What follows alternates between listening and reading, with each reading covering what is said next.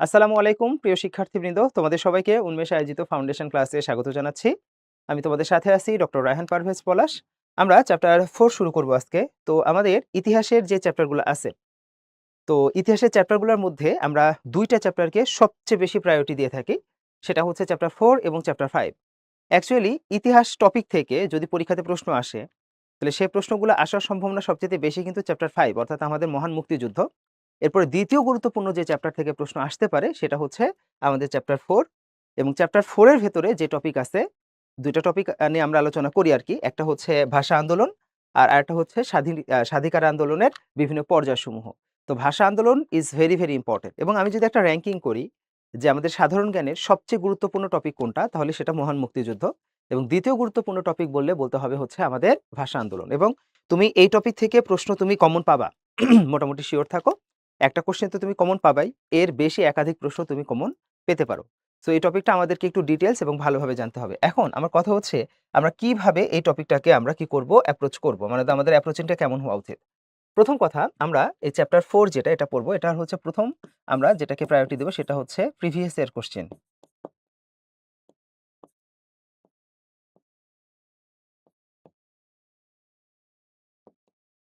Previous year question, হ্যাঁ? বিগত বছরের প্রশ্নগুলো আমাদেরকে ভালোভাবে পড়তে হবে এবং এই বিগত বছরের প্রশ্ন বলতে আমরা বুঝাচ্ছি কি? বিসিএস, ঢাবি, ঠিক আছে? আদার্স ইউনিভার্সিটি, ওকে? এরপরে আমরা সেটাকে প্রায়োরিটি দিব হচ্ছে মেডিকেল, ডেন্টাল এই কোয়েশ্চেনগুলাকে আমরা দেখব আরকি। যদিও মেডিকেলের কোয়েশ্চেন মেডিকেলে বা ডেন্টালের কোয়েশ্চেন মেডিকেলে কমন একটু কম আসে, বাট বিসিএস, ঢাবির প্রশ্নগুলো আমরা একটু বেশি প্রায়োরিটি দিব। ওকে? তাহলে বিগত বছরের প্রশ্নগুলো পড়ব। আর এই টপিক থেকে আমরা একটু ডিটেইলসে পড়ার চেষ্টা করব যাতে এর বাইরেও যদি প্রশ্ন আসে তাহলে আমরা যেন সেটা অ্যান্সার করতে পারি। ঠিক আছে? তো চলো আমরা দেরি না করে আমরা শুরু করি আমাদের ভাষা আন্দোলনের পটভূমি। ওকে। তো ১ম এই আমরা একটু তমুদ্দুন মজলিস সম্পর্কে জানার আগে আমরা ভাষা আন্দোলনটা শুরু হইল কিভাবে?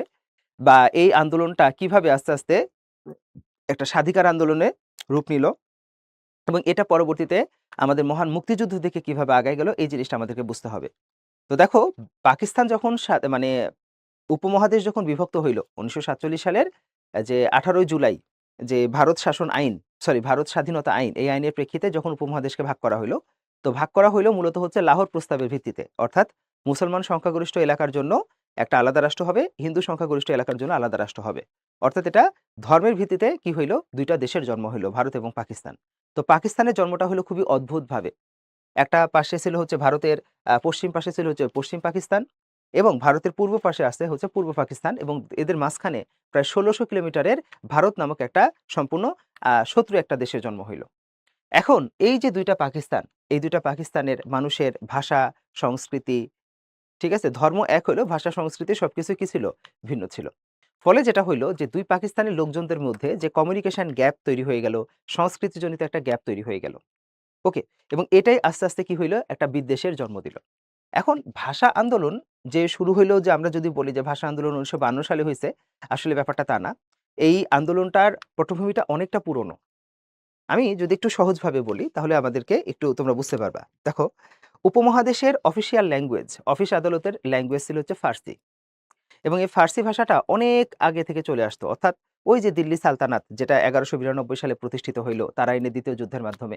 এর পরবর্তীতে আমরা যদি বলি স্বাধীন সুলতানি আমল বলি বা আমরা পরবর্তীতে মুঘল শাসন বলি, ঠিক আছে? ইভেন ইংরেজ শাসনের ১ম দিক পর্যন্ত পুরো উপমহাদেশের অফিসিয়াল ল্যাঙ্গুয়েজ ছিল হচ্ছে ফার্সি। ওকে? তো ১৮৩৩ সালে ব্রিটেন মানে ইস্ট ইন্ডিয়া কোম্পানি তারা একটা আইন প্রণয়ন করে। সেই আইনটার নাম ছিল হচ্ছে চার্টার্ড অ্যাক্ট। এই চার্টার্ড অ্যাক্ট যেটা, এই অ্যাক্টের মাধ্যমে তারা বেশ কিছু পরিবর্তন নিয়ে আসে। এই পরিবর্তনের মধ্যে অন্যতম একটা পরিবর্তন ছিল যে অফিসিয়াল ল্যাঙ্গুয়েজ আর ফার্সি থাকবে না। ফার্সির পরিবর্তে আরবি হবে হচ্ছে ইংরেজি হবে হচ্ছে অফিসিয়াল ল্যাঙ্গুয়েজ। তো এই ডিসিশন নেওয়ার পরে মুসলমানরা তখন আস্তে, আস্তে ইংরেজি শিক্ষার প্রতি একটা অনীহা প্রকাশ করে এবং তারা আস্তে, আস্তে কি হয় যে একটু পেছনের দিকে চলে যায়। তারা শিক্ষাটাকে গ্রহণ করতে চায় না। কারণ ফার্সি ভাষাটাকে খুবই পবিত্র ভাষা মানা হইতো। আমাদের কোরআন শরীফ বাংলায় লেখা হলেও কোরআন শরীফের অধিকাংশ তাফসির, তারপর অধিকাংশ হাদিস গ্রন্থ এগুলো সবই কি ভাষায়? ফার্সি ভাষায় লেখা। ফলে এই সবকিছু মিলিয়ে মুসলমানরা তখন একটু শিক্ষা-দীক্ষা থেকে একটু পেছনে চলে গেল। ঠিক ওই সময় আরবি হরফে, ঠিক আছে? নতুন একটা ল্যাঙ্গুয়েজ মোটামুটি পপুলার হয়ে গেল সেটা হচ্ছে উর্দু ভাষা। তো এই উর্দু ভাষাটাকে তখন জনগণ, এই এলাকার জনগণটা তখন কি করল? তারা অ্যাকসেপ্ট করা শুরু করল। ওকে। এবং উত্তর ভারতের, বিশেষ করে উত্তর ভারত বা এই যে আমাদের যে পাকিস্তান, এই অঞ্চলগুলোতে তোমার উর্দু ভাষাটা খুবই পপুলার একটা ল্যাঙ্গুয়েজ ছিল এবং এটা ওই সময় মুসলমান, হিন্দু সব ধর্মের মানুষই ব্যবহার করত। তো আমরা জানি যে ঠিক ওরকম সময়ে মুসলিম গণজাগরণের অগ্রদূত বলা হয়। উপমহাদেশে মুসলিম গণজাগরণের অগ্রদূত যাকে বলা হয় স্যার সৈয়দ আহমদ খান। তো উনি চেষ্টা করতেছিলেন যে মুসলমানদেরকে কিভাবে আধুনিক শিক্ষা, ইংরেজি শিক্ষার প্রতি আগ্রহী করা যায়। তা ১৮৬৭ সালের দিকে ভারতের বেনারসে একটা সম্মেলন হইল, হিন্দুদের একটা সম্মেলন হইল। এবং এই সম্মেলনে তারা একটা রূপরেখা দাঁড় করাইলো যে ইন ফিউচারে যদি আমরা আ ইয়ে থেকে স্বাধীনতা লাভ করি, ভারত থেকে উপমহাদেশ ইংরেজদের থেকে যদি স্বাধীনতা লাভ করি, তাহলে আমরা নতুন একটা যে দেশ তৈরি করব সেই দেশের ল্যাঙ্গুয়েজ হবে হচ্ছে হিন্দি। তো ওই সময় তো আর এরকম প্ল্যান ছিল না যে ২ টা আলাদা, আলাদা রাষ্ট্র হবে। হ্যাঁ? ওই সময় তো এরকম প্ল্যান ছিল না যে পাকিস্তান হবে, ভারত হবে। ওই সময় একটাই ছিল যে এই পুরাটা আমরা একটাই দেশ, আমরা একটাই দেশ বানাবো। তো যখন এই ঘটনাটা নেওয়া হইলো এবং এখানে একটা বৃহৎ জনগোষ্ঠী ছিল মুসলমান, তাদের মতামতকে প্রাধান্য দেওয়া হলো না। তো তখন এইটা খুবই ক্ষোভ প্রকাশ করেন এবং এটা তীব্র বিরোধিতা করেন স্যার সৈয়দ আহমদ খান। এবং ওই সময় ওই বেনারসের যিনি এক্সিকিউটিভ ছিলেন তার নাম ছিল হচ্ছে আলেকজান্ডার হচ্ছে যে শেক্সপিয়র। তার কাছে উনি এই কথাটা বলেন যে এই যে যেই সম্মেলনটা হইল এবং যে ডিসিশনটা নেওয়া হইল, এর ফলে যেটা হইল যে এটাই হিন্দু মুসলমানদের মধ্যে ১ম বিভাজন হইল। এবং এরপরে চেষ্টা করলেও হিন্দু মুসলমান আর একসাথে থাকতে পারবে না। তাদের মধ্যে একটা বিরোধ তৈরি হইল। এই ভাষার মাধ্যমে একটা বিরোধ তৈরি হইল। তো যখন ভাষা আন্দোলনটা যখন হইছে, মানে যখন পাকিস্তান বিভক্ত হইছে, তখন জিন্নাহর যে অটোবায়োগ্রাফি যিনি লিখছিলেন হেক্টর বলিথো বলছিল যে অ্যাকচুয়ালি জিন্নাহ কিছুই করেন নাই। জিন্নাহ অ্যাকচুয়ালি উনি স্যার সৈয়দ আহমদ খানের যে ভবিষ্যৎবাণী এটাকে কি করছে? এটাকে সত্য প্রমাণিত করছে। অর্থাৎ ভবিষ্যৎবাণী যেটা করে গেছিল যে হিন্দু মুসলমান একসাথে থাকা সম্ভব না। পরবর্তীতে জিন্নাহ আসলেই কি করছে? যে দ্বিজাতি তত্ত্বের ভিত্তিতে ২ টা দেশকে ভাগ করছে। তার মানে ভাষা নিয়ে সমস্যা কিন্তু অনেক প্রাচীনকাল থেকে। এখন যেটা বলতেছিলাম সেটা হচ্ছে যে তমুদ্দুন মজলিস এটা আসলে কিভাবে প্রতিষ্ঠিত হইল? এটা প্রতিষ্ঠিত হওয়ার দেখো, মোটামুটি যখন ২য় বিশ্বযুদ্ধ চলমান তখন আমরা মোটামুটি সিওর হয়ে গেছি যে আমরা স্বাধীনতা লাভ করব। ২য় বিশ্বযুদ্ধের আগে আমরা মোটামুটি স্বাধীনতা লাভ করে ফেলব। ব্রিটেনও মোটামুটি সিওর হয়ে আছে যে আমাদেরকে তারা স্বাধীনতা দিয়ে দিবে। কিন্তু আমাদের স্বাধীনতাটা একটু ডিলে হইল। এটার কারণ হচ্ছে ২য় বিশ্বযুদ্ধ। তো ২য় বিশ্বযুদ্ধ যখন শেষ হয়ে গেল তখন আমরা স্বাধীনতা পেলাম। তো তখন তো মোটামুটি কনফার্ম হয়ে গেছে যে পাকিস্তান হচ্ছে আর ভারত হচ্ছে। তো ওই সময় পাকিস্তানের ল্যাঙ্গুয়েজটা কেমন হবে? এর কারণ হচ্ছে পাকিস্তানে অনেক রকমের মানুষ বসবাস করে। আমরা বাংলাদেশে যারা আছে আমরা তো হচ্ছে যে পূর্ব বাংলার লোকজন, আমরা বাংলায় কথা বলি। এবং পশ্চিম পাকিস্তানের ভেতরে কিন্তু অনেক রকমের ভাষা চলে। যেমন পাঞ্জাবি ল্যাঙ্গুয়েজ আছে, ওখানে পশতুন ল্যাঙ্গুয়েজ আছে, তারপরে বালুচ ল্যাঙ্গুয়েজ আছে। ঠিক আছে?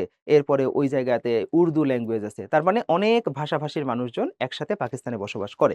এটা খুবই স্বাভাবিক ব্যাপার। যেমন ভারতে কিন্তু প্রায় ১৪ টা অফিসিয়াল ল্যাঙ্গুয়েজ। ভারতের কিন্তু কোনো রাষ্ট্রভাষা নাই। তাদের আছে ১৪ টা অফিসিয়াল ল্যাঙ্গুয়েজ আছে। ওকে? তো পাকিস্তানেরও তো এরকম একটা কি দরকার? অফিসিয়াল ল্যাঙ্গুয়েজ দরকার। তো পাকিস্তানের যে শাসক গোষ্ঠীর আগে থেকে একটা যে ইনটেনশন ছিল সেটা হচ্ছে যে আমরা বাঙালিরা আমরা কিছুই বুঝি না। হুম? আমরা সবই হচ্ছে ভারতের স্পাই। তাদের হিসাব মতে আমরা সবাই ভারতের স্পাই। আমরা কেউ সাচ্চা মুসলমান না। আমরা সবাই হচ্ছে যে খারাপ মানুষ, হ্যাঁ? এবং আমরা সবাই পাকিস্তানকে ভাঙতে চাই। আমরা আসলে প্রকৃত মুসলমান না। আমাদের হাতে ক্ষমতা দেওয়া যাবে না। আমাদের কোনো কিছু শোনা যাবে না। আমাদের মতামতকে প্রাধান্য দেওয়া যাবে না। কিন্তু আমাদের জনসংখ্যাই কিন্তু বেশি। 56% লোকজনই কিন্তু ছিল হচ্ছে বাঙালি এবং তাদের ভাষা ছিল হচ্ছে বাংলা। বাট তারপরেও আমাদের উপরে চাপায় দেওয়া। এবং পশ্চিম পাকিস্তানে বিশেষ করে মুসলিম লীগের যে নেতারা, এই নেতারা অনেক দাম্ভিকতার। কারণ মুসলিম লীগের নেতারা বেশিরভাগই ছিল হচ্ছে জমিদার। নবাব পরিবারের, জমিদার পরিবারের। তো এরা সাধারণ মানুষজনকে মানুষ মনে করত না। হ্যাঁ? এটা একটা ব্যাপার ছিল। তাদের ডমিনেটিং একটা নেচার ছিল এবং তারা বিভিন্ন জায়গায় তারা বক্তব্য দেওয়া শুরু করল যে পাকিস্তানের রাষ্ট্রভাষা হবে কি? উর্দু। পাকিস্তানের রাষ্ট্রভাষা হবে উর্দু। এবং ১৯৪৭ সালের কয়েকটা ঘটনা যদি দেখি যে ১৯৪৭ সালের তোমার মে মাসের দিকে ১৭ই মের দিকে চৌধুরী খালিকুজ্জামান, হ্যাঁ? উনার নাম হচ্ছে চৌধুরী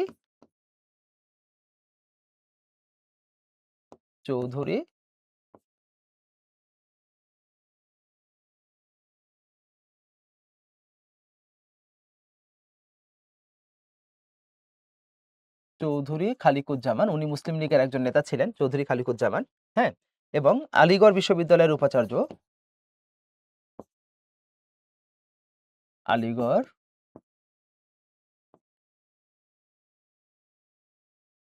বিশ্ববিদ্যালয়ের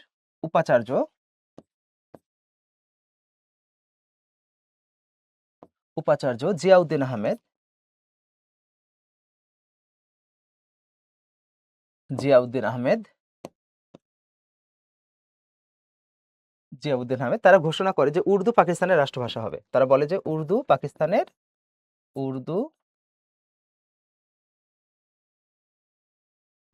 পাকিস্তানের রাষ্ট্রভাষা হবে।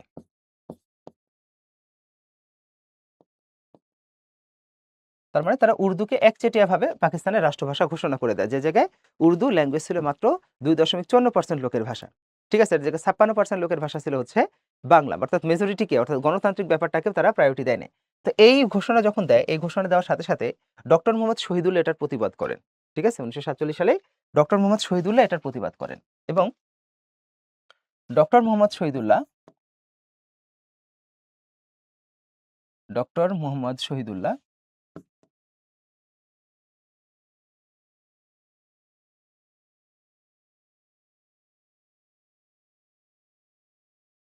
ডক্টর মোহাম্মদ শহীদুল্লাহ উনি তখন একটা প্রবন্ধ লিখেন। প্রবন্ধটা ছিল হচ্ছে পাকিস্তানের ভাষা সমস্যা।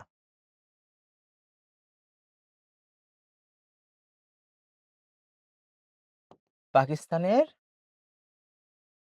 ভাষা সমস্যা।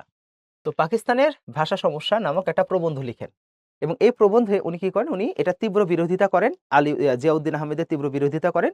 বিরোধিতা করে উনি যুক্তিতর্কের মাধ্যমে উপস্থাপন করেন যে বাংলা কিভাবে পাকিস্তানের রাষ্ট্রভাষা হয়, এটা যুক্তি উপস্থাপন করেন।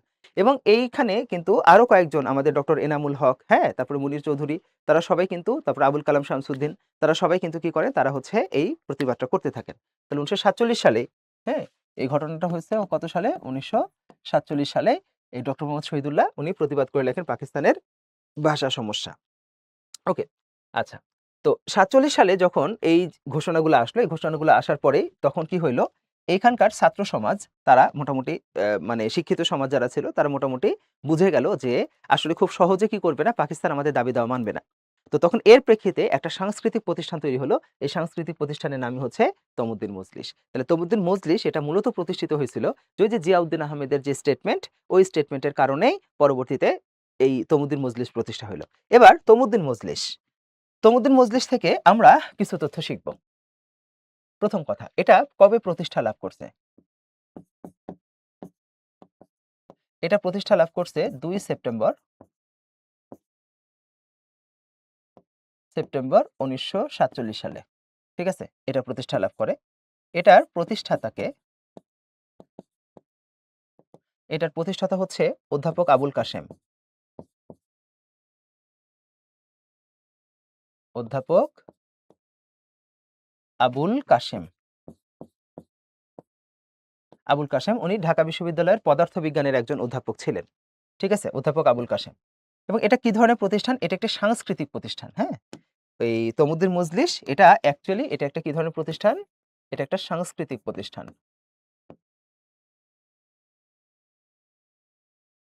এটা একটা সাংস্কৃতিক প্রতিষ্ঠান ছিল, হ্যাঁ, তমুদ্দিন মজলিস। এবার তমুদ্দিন মজলিসের পক্ষ থেকে একটা পুস্তিকা প্রকাশ করা হয়। ঠিক আছে, পুস্তিকা। এই যে পুস্তিকা বা বুকলেট এটা প্রকাশ করা হয়, এই পুস্তিকাটার নাম কি ছিল? পুস্তিকাটার নাম ছিল হচ্ছে পাকিস্তানের রাষ্ট্রভাষা বাংলা না উর্দু। পাকিস্তানের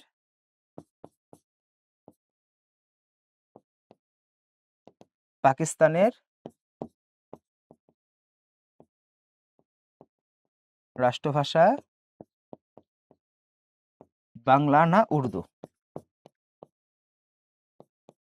ঠিক আছে, তো পাকিস্তানের রাষ্ট্রভাষা বাংলা না উর্দু নামক একটা পুস্তিকা প্রকাশ করা হয় এবং এই পুস্তিকার ভেতরে তারা যুক্তিতর্ক দিয়ে কি করে, উপস্থাপন করে যে বাংলাকে কেন পাকিস্তানের রাষ্ট্রভাষা করা উচিত। ওকে, এবং এই পুস্তিকার লেখক ছিলেন কয়জন? এই পুস্তিকার লেখক ছিলেন হচ্ছে 3 জন।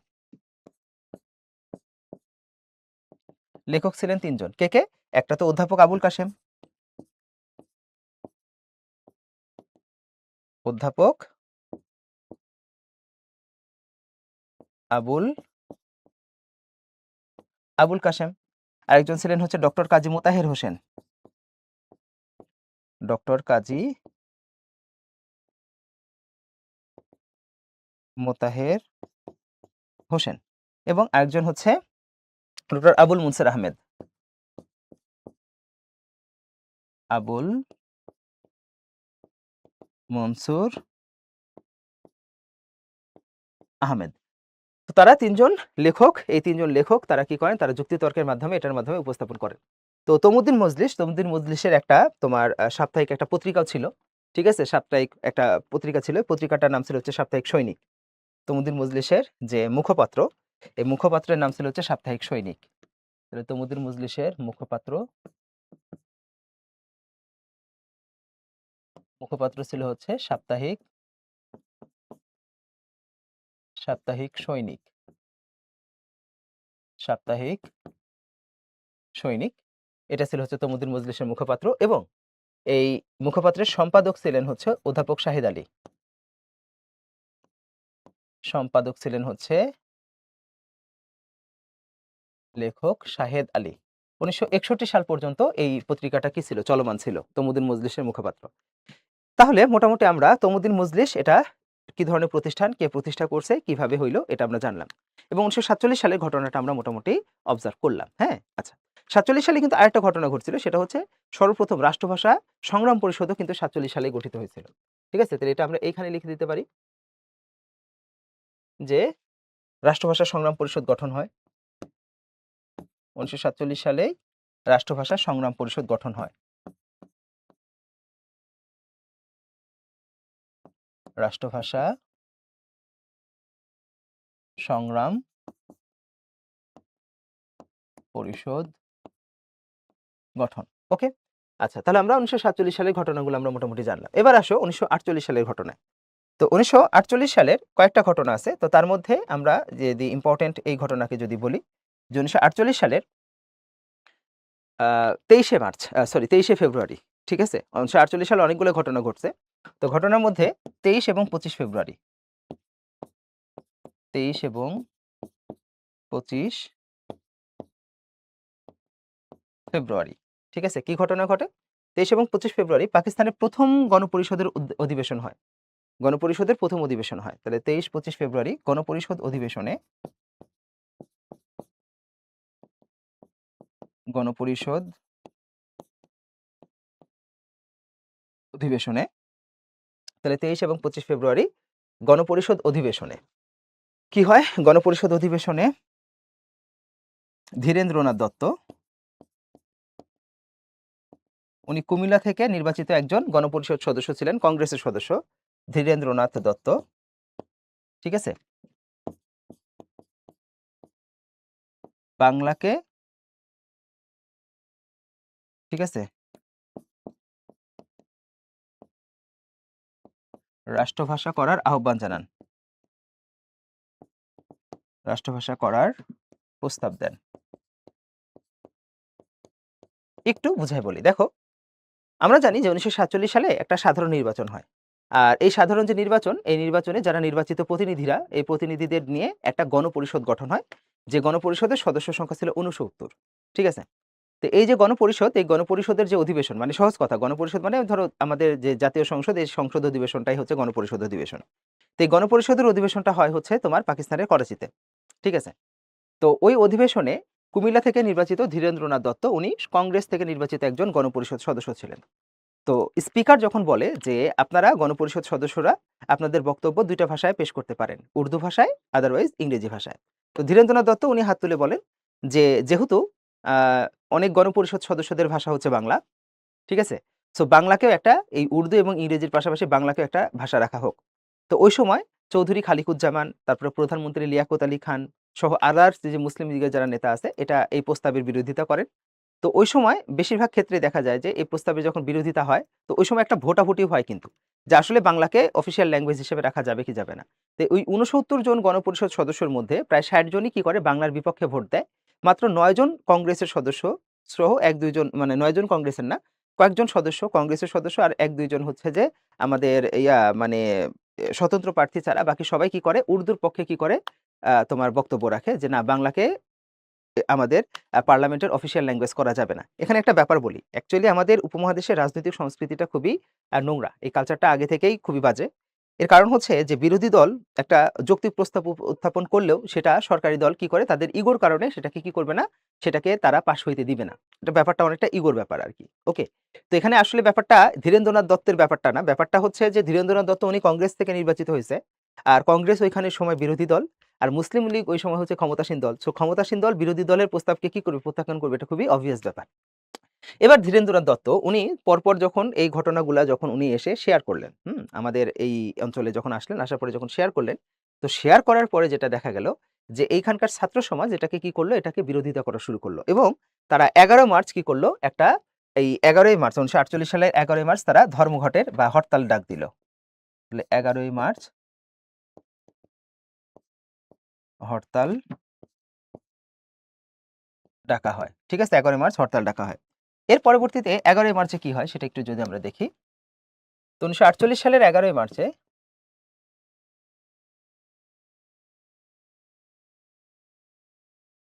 1948 সালের 11ই মার্চ এই দিন কি করা হয়, এই দিন ধর্মঘট পালন করা হয় এবং এই ধর্মঘটের মধ্যে কি করা হয়, 69 জনকে কি করা হয়, গ্রেফতার করা হয়। 69 জনকে গ্রেফতার করা হয়। 69 জনকে গ্রেফতার করা হয় এবং 69 জনের মধ্যে শামসুল আলম, অলি আহাদ, শেখ মুজিবুর রহমান, ঠিক আছে, তারপরে তারপরে হচ্ছে যে গোলাম মাহবুব, ঠিক আছে, তারপরে আব্দুল মতিন, তারপরে মাহবুবুর রহমান শৈলী, হ্যাঁ, তারপরে মমতাজউদ্দিন আহমেদ, এরা সবাই ছিলেন। ঠিক আছে, রওশন আরা, তারা সবাই ছিলেন কিন্তু এই 69 জনের মধ্যে। অনেক বিখ্যাত মানুষজন এই এর মধ্যে ছিলেন আরকি। এদিন তাদেরকে গ্রেফতার করা হয়। এবং ঐদিন পুলিশ বেশ কিছু কি করে, বেশ কিছু হচ্ছে যে লাঠিচার্জ করে বা বেশ কিছু হচ্ছে যে তারা কি করে, তারা হচ্ছে যে এইখানে একটা সিচুয়েশন তৈরি করে আরকি। বুঝতে পারছো? একটা মানে কি বলবো? একটা ভয়ংকর রকমের একটা সিচুয়েশন তৈরি করে। তবে এখানে সুখকর কথা হচ্ছে যে এখানে কোনো হতাহতের ঘটনা ঘটে না। বাট বেশ কিছু লোকজন কি হয়? ইনজুরড হয়। ঠিক আছে? ১৯১১ সালে ১১ই মার্চ। তো ১৯৫২ সালের আগ পর্যন্ত এই ১১ই মার্চকে কি হিসাবে পালন করা হতো? ভাষা দিবস হিসাবে পালন করা হইতো। ঠিক আছে? ১১ই মার্চকে ভাষা দিবস হিসাবে পালন করা হতো। ঠিক আছে? এদিনকেই কিন্তু ভাষা দিবস হিসাবে পালন করা হইতো। আচ্ছা। তাহলে আমরা ১১ মার্চকে ভাষা দিবস হিসেবে দেখলাম আরকি। তো এরপরে আমরা ১৯৪৮ সালে আরো কয়েকটা ঘটনা আছে। সেটা হচ্ছে ১৯৪৮ সালের ২১ এবং ২৪শে মার্চ। ১৯৪৮ সালের ২১ এবং ২৪শে মার্চ।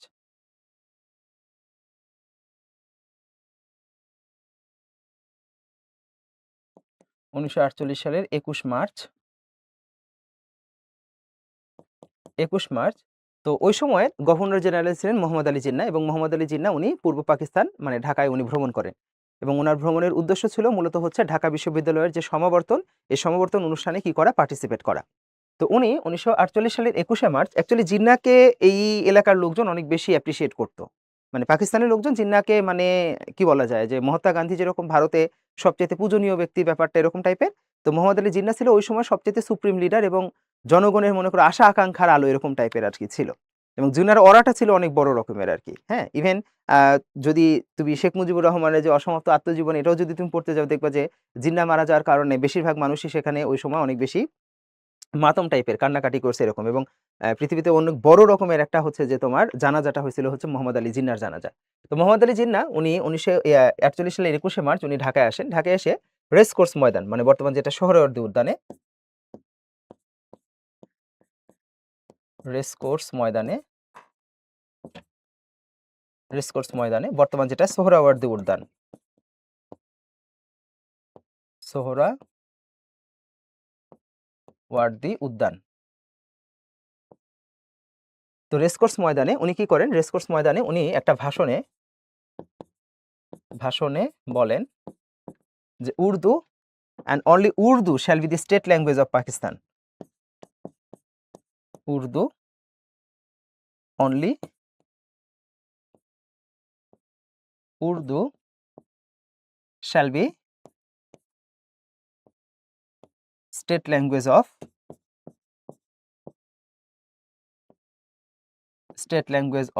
Pakistan. তার মানে একমাত্র উর্দুই হবে পাকিস্তানের রাষ্ট্রভাষা। তো এই স্টেটমেন্টটা যখন দেন, এই স্টেটমেন্টটা দিলে আসলে জনগণ এটাকে পজিটিভলি অ্যাকসেপ্ট করে না। তো ওই সময় উনি পুরো বক্তৃতাটা ইংরেজিতে দিচ্ছিলেন। তো উনি যখন এই কথাটা বলেন, বলার সাথে, সাথে জনগণের মধ্যে একটা গুঞ্জন শুরু হয়ে যায়। অনেকে না, না বলে বা অনেকে ইয়া করা শুরু করে। ঠিক আছে? তো ওই সময় উনি অনেক বেশি এক্সপেক্ট করেন নাই যে এরকমভাবে প্রতিক্রিয়াটা এরকম আসবে, কারণ জনগণ তার প্রত্যেকটা কথাকে একদম তালি দিচ্ছে, অ্যাপ্রিসিয়েট করতেছে। তো হঠাৎ করে তালি দিচ্ছে, অ্যাপ্রিসিয়েট করতেছে, এর মধ্যে যদি জনগণ যদি নেগেটিভ ইম্প্যাক্ট দেখায় তাহলে তো সবাই যে কোনোভাবে কি হয়ে যাবে, একটু ভড়কায় যাবে।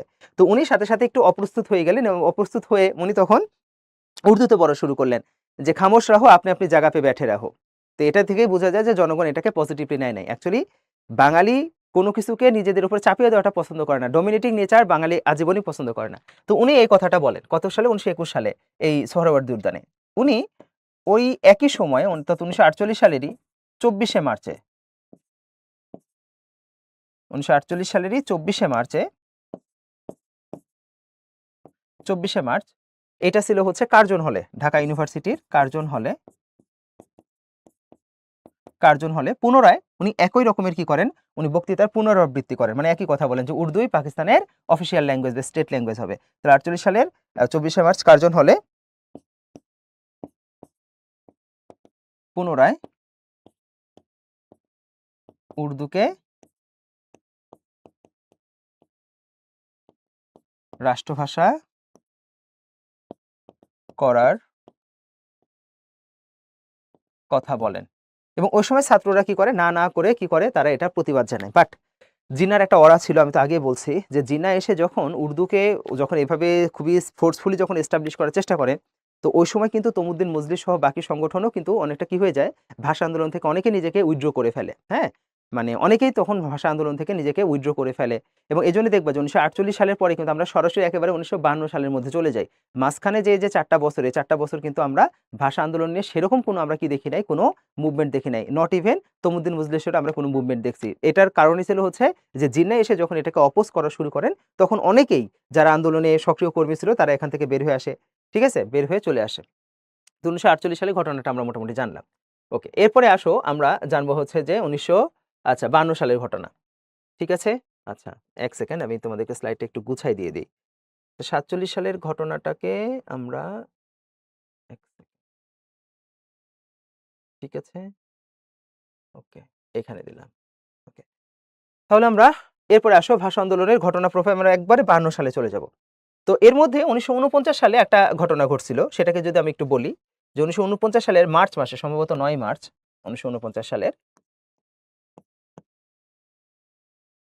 1949 সালের মার্চে মার্চে পূর্ববঙ্গ ভাষা কমিটি তৈরি করা হয়। পূর্ববঙ্গ ভাষা কমিটি গঠন করা হয়। এন্ড পূর্ববঙ্গ ভাষা কমিটি আসলে কি জিনিস? তো পাকিস্তানিরা যখন দেখলো যে বাংলাকে অ্যাকচুয়ালি মানে যদি সরাসরি যদি সরাই দেওয়া হয় বাংলা ল্যাঙ্গুয়েজকে, তো বাঙালি এটা কখনোই মানবে না। ঠিক আছে? কারণ বাঙালিরা তখন ওই সময় অনেক বেশি সংস্কৃতি সচেতন ছিল। ঠিক আছে? তো যেটা হইলো সেটা হচ্ছে তারা একটা ডিসিশন নিল যে বাংলা ভাষাকেই রাখা হবে, কিন্তু বাংলা ভাষা লেখা হবে উর্দু হরফে, সরি আরবি হরফে। যেমন উর্দু ভাষা কিন্তু উর্দুর কোনো আলাদা হরফ নাই, কিন্তু উর্দু ভাষা লেখা হয় আরবি হরফে। তারপরে ফার্সি ভাষা লেখা হয় আরবি হরফে, হ্যাঁ? তারপরে এরকম অনেক ল্যাঙ্গুয়েজ, বিশেষ করে মিডল ইস্টের অনেক ল্যাঙ্গুয়েজ আছে যেগুলো আরবি ভাষাতে লেখা হয়। ইভেন আগে তুর্কি ভাষাও কিন্তু আরবি হরফে লেখা হইতো। পরবর্তীতে এখন তুর্কি ভাষা ল্যাটিন হরফে লেখা হয়। হ্যাঁ? তো ১ম এ ১৯৪৯ সালের মার্চে পূর্ববঙ্গ ভাষা কমিটি গঠন করা হয় এবং এইটাতে উর্দুকে বাংলা ভাষা আরবি হরফে লেখার একটা প্রচেষ্টা করা হয়। ঠিক একইভাবে ১৯৬২ সালেও কিন্তু বাংলা ভাষাকে তারা ল্যাটিন হরফে লেখার একটা প্রচেষ্টা করছিল। মানে কোনো না কোনোভাবে বাংলাকে বিকৃত করার একটা তাদের কেন জানি তাদের একটা ছিল, উদ্দেশ্য ছিল। তো পূর্ববঙ্গ ভাষা কমিটি গঠন করা হয় এবং এই কমিটির সভাপতি ছিলেন হচ্ছে মাওলানা আকরম খাঁ। তো এই কমিটির সভাপতি ছিলেন মাওলানা আকরম খাঁ। সভাপতি ছিলেন মাওলানা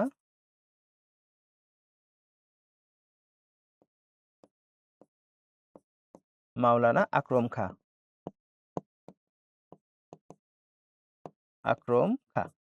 ঠিক আছে? তো উনি ছিলেন এটা সভাপতি। ওকে। তাহলে আমরা মোটামুটি ১৯৫২ সালের আগে ঘটনাটার মধ্যে জানলাম। এবার আসো ১৯৫২ সালে। তো ১৯৫২ সালের ঘটনাটা হয় মূলত হচ্ছে যে খাজা নাজিমউদ্দিন, হ্যাঁ? উনি ওই সময় পাকিস্তানের প্রধানমন্ত্রী ছিলেন। কারণ পাকিস্তানের ১ম প্রধানমন্ত্রী লিয়াকত আলী খান উনি কিন্তু মৃত্যুবরণ করেন। উনাকে মূলত মানে মেরে ফেলা হয় আরকি। তো উনাকে মেরে ফেলা পরেই আরকি আমরা যেটা দেখতে পাই সেটা হচ্ছে যে খাজা নাজিমউদ্দিন উনি পাকিস্তানের প্রধানমন্ত্রী হন এবং ১৯৫২ সালের ৩১ জানুয়ারি, ঠিক আছে? খাজা নাজিমউদ্দিন উনি ঘোষণা করেন যে পাকিস্তানের রাষ্ট্রভাষা কি হবে? উর্দু হবে। ওকে, তাহলে 1952 সালের 31 জানুয়ারি খাজা নাজিমউদ্দিন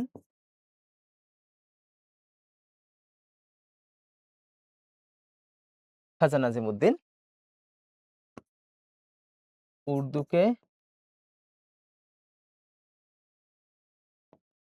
রাষ্ট্রভাষা করার ঘোষণা দেন।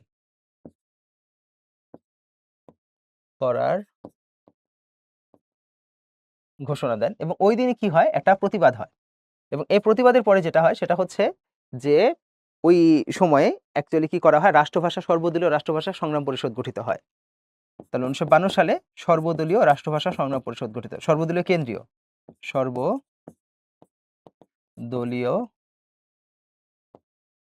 কেন্দ্রীয়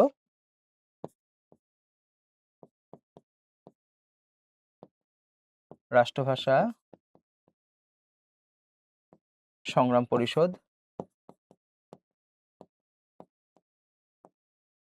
গঠন হয়। এবং এই সর্বদলীয় রাষ্ট্রভাষা সংগ্রাম পরিষদ এটার সভাপতি ছিলেন হচ্ছে মাওলানা ভাসানী।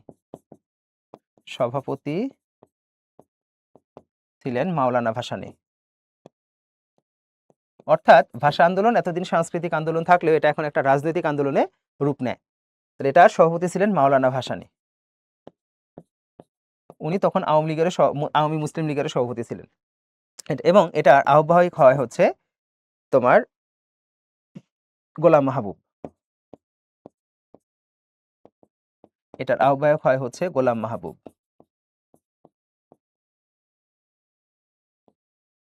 ওকে, তাহলে খাজা নাজিমউদ্দিনের যে বক্তৃতার প্রতিক্রিয়ায় আমরা দেখলাম সর্বদলীয় কেন্দ্রীয় রাষ্ট্রভাষা সংগ্রাম পরিষদ গঠিত হইল, যেটা সভাপতি ছিল মাওলানা ভাসানী এবং আহ্বায়ক ছিল গোলাম মাহবুব। এবং এই সর্বদলীয় কেন্দ্রীয় রাষ্ট্রভাষা সংগ্রাম পরিষদ, হ্যাঁ, এইটা কি করে, এটা হচ্ছে 21শে ফেব্রুয়ারি তারা হরতাল ঘোষণা করে, এবং তারা কি করে 21শে ফেব্রুয়ারিকে হরতাল ঘোষণা দেয়। 21শে ফেব্রুয়ারি হরতাল ঘোষণা, ঠিক আছে, 21শে ফেব্রুয়ারি তারা হরতাল ঘোষণা করে। ওকে, এখন কথা হচ্ছে 21শে ফেব্রুয়ারি কেন হরতাল ঘোষণা করা হইলো? 21শে ফেব্রুয়ারি হরতাল ঘোষণা করার একটা প্রধান কারণ হচ্ছে যে ওই সময় গণপরিষদের অধিবেশন, হ্যাঁ, কখনো করাচিতে হইতো, কখনো ঢাকাতে হইতো, বিভিন্ন শহরে হইতো আর কি। তো ওই সময় গণপরিষদের অধিবেশন হওয়ার কথা ছিল হচ্ছে ঢাকাতে, এবং ঢাকায় ওই সময় মানে গণপরিষদ মানে কি, ধরো জাতীয় সংসদ অধিবেশন। তো তোমার কি মনে হয় আমাদের জাতীয় সংসদ কবে উদ্বোধন করা হয়েছে? 1982 সালে। 1961 সালে এটা আইয়ুব খান এটার হচ্ছে যে কার্যক্রম মানে এটার নির্মাণ শুরু হয়। 1982 সালে পরবর্তীতে বিচারপতি আব্দুস সাত্তার রাষ্ট্রপতি, উনি এটার কি করেন, উনি এটার উদ্বোধন করেন। তো এর আগে আমাদের যে অধিবেশন, সংসদ অধিবেশন, এগুলো কোথায় হইতো? তো স্বাধীনতার আগ পর্যন্ত সংসদ অধিবেশনগুলো হইতো হচ্ছে জগন্নাথ বিশ্ববিদ্যালয়ের যে অডিটোরিয়াম, সেই অডিটোরিয়ামে হইতো তোমার এই সংসদের অধিবেশনগুলো।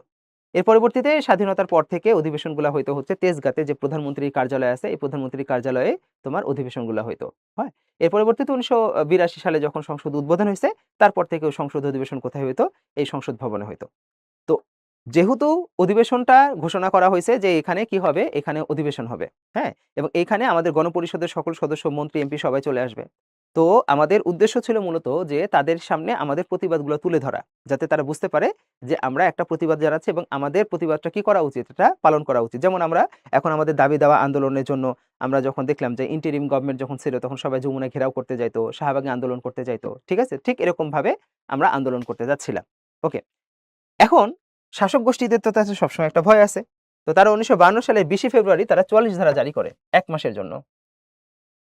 1952 সালের 20 ফেব্রুয়ারি 144 ধারা জারি করা হয়। 52 সালের 20 ফেব্রুয়ারি 144 ধারা 144 ধারা এবং একই সাথে কারফিউ জারি করা হয়। 144 ধারা জারি করা হয়। এখন এই যে 144 ধারা জারি করা মানে কি? 144 ধারা জারি করা মানে হচ্ছে তোমাদের আমাদের যে সংবিধানের বেশ কিছু মৌলিক অধিকার, অর্থাৎ আমাদের সংবিধানের 36 থেকে 42 পর্যন্ত, মাঝখানে 41 বাদ, এই কয়টা মৌলিক অধিকার কি থাকবে? স্থগিত থাকবে। তার মানে 100 জরুরি অবস্থায় বা 144 ধারা জারি করলে তুমি যেখানে সেখানে চলাফেরা করতে পারবা না, সংগঠন করতে পারবা না, সমাবেশ করতে পারবা না, মিছিল মিটিং কিছু করতে পারবা না, এবং একসাথে 4 জনের বেশি কি করতে পারা যাবে না? যাতায়াত করা যাবে না।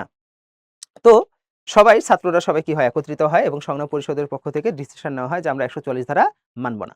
এবং সবাই মোটামুটি সকালবেলার দিকেই 2 জন 4 জন করে কি হইতে থাকে, ঢাকা মেডিকেল কলেজের যে আউটডোর, ওই আউটডোরের সামনে তারা কি হইতে থাকে, সমবেত হইতে থাকে।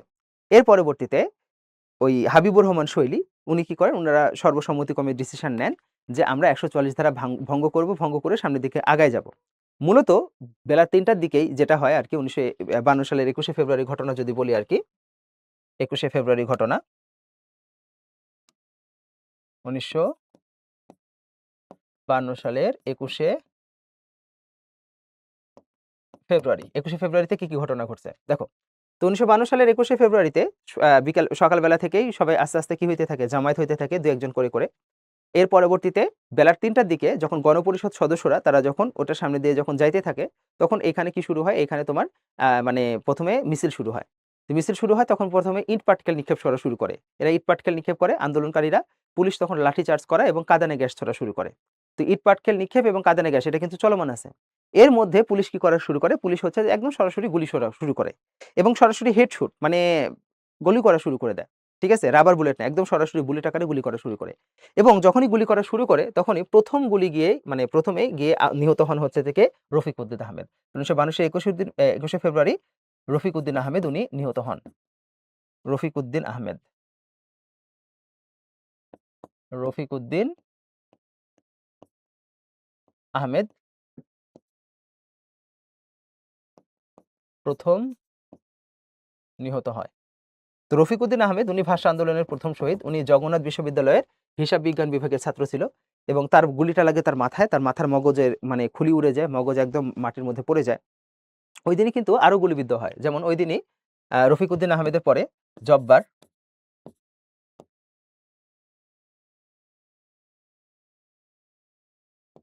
জব্বার নিহত হয়,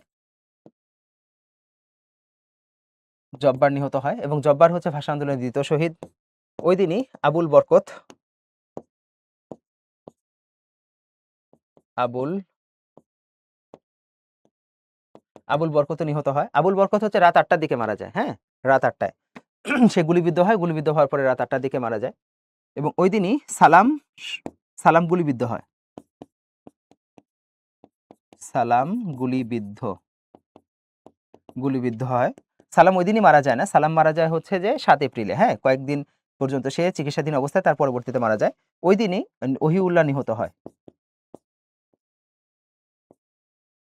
ওহিউল্লাহ, ওহিউল্লাহ নিহত হয় এবং ওহিউল্লাহ সর্বকনিষ্ঠ শহীদ। ওহিউল্লাহ হচ্ছে সর্বকনিষ্ঠ শহীদ। ওহিউল্লাহ উনি নিহত হন হচ্ছে যে ওই দিনে। এবং ওই দিন প্রায় 17 জন কি হয়, 17 জন হচ্ছে গুরুতর আহত হয়, গুরুতর আহত হয় এবং 6 জন নিহত হয়। ওই দিনই 6 জন নিহত হয়, 6 জন নিহত হয়। তাহলে 17 জন গুরুতর আহত হয় আর 6 জন ওই দিন কি হয়, নিহত হয়। তো আমরা নিহতদের মধ্যে থেকে এই 5 জনের নামই খুঁজে পাই আর কি ওই দিনের ঘটনা। এখন শফিউর রহমান, শফিউর রহমান কিন্তু 21শে ফেব্রুয়ারি না, 22শে ফেব্রুয়ারিতে। তাহলে 1 2 3 4 5 এই 5 জনের ইনফরমেশন আমরা পাই। আরেকজন ছিল হচ্ছে অজ্ঞাত। ঠিক আছে, উনি একজন রিকশাওয়ালা ছিল, অজ্ঞাত রিকশাওয়ালা। হ্যাঁ, অজ্ঞাত রিকশাওয়ালা উনিও নিহত হন, অজ্ঞাত রিকশা চালক, সেও ওই দিন নিহত হয়। তাহলে 21শে ফেব্রুয়ারির দিনে টোটাল 6 জন নিহত হয় এবং 17 জন গুরুতর আহত হয়। আচ্ছা, তাহলে 21শে ফেব্রুয়ারির দিনে এই ঘটনাগুলো ঘটতে থাকে। আচ্ছা, এর পরবর্তীতে আমরা ভাষা শহীদদের পরিচয়, আচ্ছা ভাষা শহীদদের পরিচয়ের আগে আমরা একটু 22 তারিখের ঘটনাগুলো একটু দেখব। হ্যাঁ, 1952 সালের 22 তারিখের ঘটনা। 1952 সালের 22 ফেব্রুয়ারি। তো 1952 সালে যে 22শে ফেব্রুয়ারি, এই 22শে ফেব্রুয়ারি এই যে প্রথম দিন যে গোলাগুলি হইল এবং যে টোটাল 6 জন মানুষ নিহত হইল, তার পরবর্তীতে আমাদের যে এই 17 জন মানুষ গুরুতর আহত হইল এবং জনগণের উপরে যে নির্বিচারে গুলি চালানো হইল, এটার প্রতিবাদে বিক্ষোভ সমাবেশ এবং একটা বিক্ষোভ মিছিল বের করা হয়। এবং ওই দিনও ওই মিছিলের মধ্যে কি করা হয়, পুলিশ আবার গুলি চালায় এবং ওই দিন 2 জন নিহত হয়, ওই দিনও 2 জন নিহত হয়,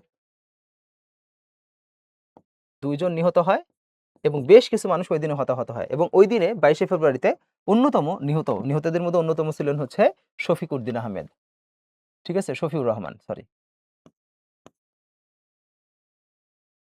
শফিউর রহমান। উনি হাইকোর্টের হিসাব রক্ষণ বিভাগের কি ছিলেন, একজন কেরানি ছিলেন। ঠিক আছে, উনি নিহত হন। উনি মূলত অফিসে যাচ্ছিলেন, অর্থাৎ হাইকোর্টে যাচ্ছিলেন। তো মিছিলের সামনে পড়ার কারণে উনাকে গুলি লাগে, গুলি লেগে উনি কি হয়ে যান, উনি নিহত হন। ওকে, আচ্ছা, এর পরবর্তীতে 1952 সালেরই 23শে ফেব্রুয়ারি কথা যদি আমরা দেখি, 23শে ফেব্রুয়ারি, তো এটা আমরা হচ্ছে জিয়ার মধ্যে দেখবো, শহীদ মিনারের মধ্যে দেখবো। এখানে হালকা করে বলে দেই যে 23শে ফেব্রুয়ারি কিন্তু শহীদ মিনার নির্মাণ হয়। পরবর্তীতে শহীদ মিনার আবার কি করা হয়, ভেঙে ফেলা হয়। তো শহীদ মিনার নিয়ে আমরা আলোচনা করব, পরবর্তীতে আলোচনা করব। তো এবার আসলে আমরা ভাষা শহীদদের একটু পরিচয় দেখি। তো আমাদের ভাষা শহীদদের পরিচয়ের মধ্যে ইটস ভেরি ভেরি ইম্পর্টেন্ট, হ্যাঁ, এটা পরীক্ষাতে আসার সম্ভাবনা অনেক অনেক বেশি। সো এটা তোমাকে খুব ভালোভাবে কি করতে হবে, পড়তে হবে। ঠিক আছে, খুব ভালোভাবে পড়তে হবে। ওকে, তাহলে আসো। তো রফিকুদ্দীন আহমেদ উনি ভাষা আন্দোলনের প্রথম শহীদ।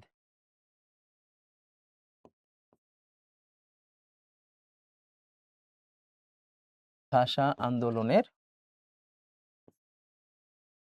ভাষা আন্দোলনের প্রথম শহীদ, প্রথম শহীদ হচ্ছে রফিকুদ্দীন আহমেদ। ওকে, তার জন্ম কোথায়? রফিকুদ্দীন আহমেদের জন্ম হচ্ছে মানিকগঞ্জে। ঠিক আছে, তার জন্ম হচ্ছে মানিকগঞ্জে, জন্ম মানিকগঞ্জ, জন্ম মানিকগঞ্জ, মানিকগঞ্জের সিংগাইরে তার জন্ম। আচ্ছা, উনি ছাত্র ছিলেন, উনি ছাত্র ছিলেন, ঠিক আছে, ছাত্র ছিলেন। এবং উনি কোন বিভাগে কর্মরত ছিলেন? উনি জগন্নাথ বিশ্ববিদ্যালয়ের, আচ্ছা এইভাবে লিখি, জগন্নাথ বিশ্ববিদ্যালয়, জগন্নাথ কলেজের হিসাব বিজ্ঞান বিভাগের ছাত্র ছিলেন। জগন্নাথ, জগন্নাথ কলেজের হিসাব বিজ্ঞানের ছাত্র ছিলেন।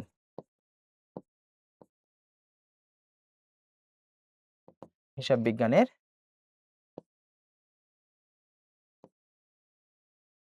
ছাত্র ছিলেন। ওকে, জগন্নাথ কলেজ, যেটা বর্তমানে জগন্নাথ বিশ্ববিদ্যালয়। ওকে, তাহলে রফিকুদ্দীন আহমেদ ভাষা আন্দোলনের প্রথম শহীদ, তার সম্পর্কে অনেক কিছু আমরা জানলাম। এবার সে আব্দুল জব্বার। তো আব্দুল জব্বার উনি ভাষা আন্দোলনের দ্বিতীয় শহীদ। ভাষা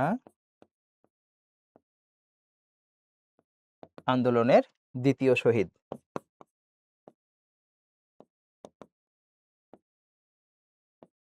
ভাষা আন্দোলনের দ্বিতীয় শহীদ ছিলেন হচ্ছে আব্দুল জব্বার। তার জন্ম হচ্ছে গফরগাঁও, ময়মনসিংহ, জন্ম গফরগাঁও, গফরগাঁও ময়মনসিংহ।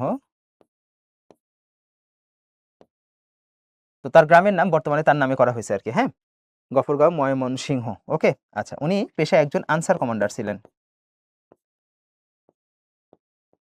পেশায় আনসার কমান্ডার ছিলেন। তো জব্বারের ব্যাপারটা বলি, জব্বারের শাশুড়ি উনি ক্যান্সারে আক্রান্ত ছিলেন। তো তার শাশুড়িকে নিয়ে উনি মূলত ঢাকা মেডিকেল কলেজে হচ্ছে যে উনি কি করেন, ভর্তি করেন। তো এর পরবর্তীতে উনি সম্ভবত ঔষধ কেনার জন্য বাইরে বের হন, বা কিছু কিছু সোর্সে বলা আছে যে যখন বাইরে মিছিল শুরু হয় তো উৎসুক জনতার মধ্যে উনি দাঁড়াইছিলেন, এবং ঢাকা মেডিকেল কলেজের বারান্দাতে থাকা অবস্থাতে তার কি লাগে, গুলি লাগে, এবং গুলি লেগে ওইখানে উনি কি হন, নিহত হন। অর্থাৎ উনি কিন্তু ভাষা আন্দোলনের মানে মিছিলে অংশগ্রহণ করেন নাই। কিছু কিছু সোর্সে বলে যে না, উনি এখানে মিছিলে অংশগ্রহণ করার পরে গুলি খাইছে। কিছু সোর্স বলা হয় যে না, উনি উৎসুক জনতার মধ্যে যখন ছিলেন তখন ঢাকা মেডিকেল কলেজের বারান্দার মধ্যে তার গুলি লাগে এবং এখানে উনি নিহত হন, আব্দুল জব্বার। আচ্ছা, এরপরে হচ্ছে আবুল বরকত। তো আবুল বরকত, তার জন্ম হচ্ছে ভারতের পশ্চিমবঙ্গে আর কি, জন্ম হচ্ছে ভারতের পশ্চিমবঙ্গে, জন্ম হচ্ছে ভারতের ভারতের পশ্চিমবঙ্গে, পশ্চিমবঙ্গে 47-এর দেশভাগের পরে উনি মূলত বাংলাদেশে চলে আসেন, এবং উনি ঢাকা বিশ্ববিদ্যালয়ের রাষ্ট্রবিজ্ঞান বিভাগের ছাত্র ছিলেন। ঢাকা বিশ্ববিদ্যালয়ের বিশ্ববিদ্যালয়ের হিসাব বিজ্ঞান, সরি, রাষ্ট্রবিজ্ঞান, হিসাব বিজ্ঞান লিখতেছি কেন, ঢাকা বিশ্ববিদ্যালয়ের রাষ্ট্রবিজ্ঞান বিভাগের ছাত্র ছিলেন, রাষ্ট্রবিজ্ঞান বিভাগের ছাত্র ছিলেন।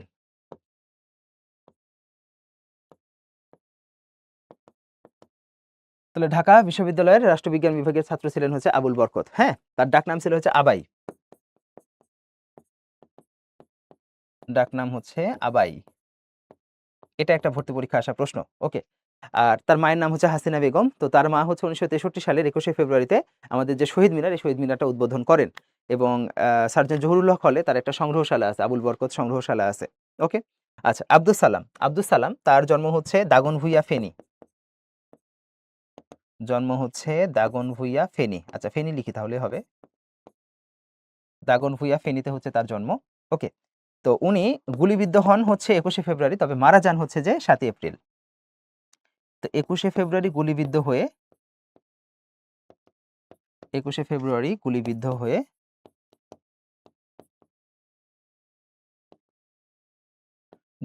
হয়ে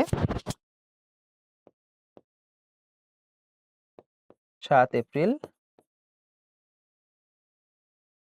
মৃত্যুবরণ করেন। ওকে। তাহলে 21শে ফেব্রুয়ারি গুলিবিদ্ধ হওয়ার পরে পরবর্তীতে 7 এপ্রিল তারা কি করে, আব্দুস সালাম মৃত্যুবরণ করে। ঠিক আছে, তাহলে আব্দুস সালামের সম্পর্কে আমরা মোটামুটি জানলাম। এরপরে আসো শফিউর রহমান।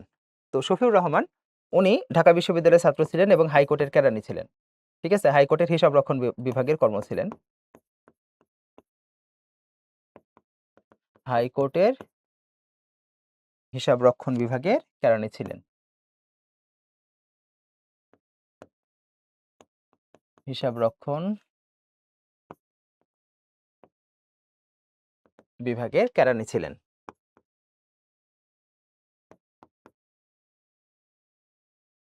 কেরানি ছিলেন। তার জন্ম হচ্ছে ভারতের পশ্চিমবঙ্গে। হ্যাঁ, তারও জন্ম হচ্ছে ভারতের পশ্চিমবঙ্গে। জন্ম হচ্ছে পশ্চিমবঙ্গে। 47 দেশভাগের সময় উনি মূলত বাংলাদেশে আসেন। এরপরে উনি হচ্ছে 22 তারিখে শহীদ হন এবং তার পিতা হচ্ছে মৌলভী মাহবুবুর রহমান। হ্যাঁ, মাহবুবুর রহমান উনি হচ্ছে যে বাংলাদেশের যে প্রথম শহীদ মিনার উদ্বোধন করেন। ঠিক আছে, তার পিতা মৌলভী মাহবুবুর রহমান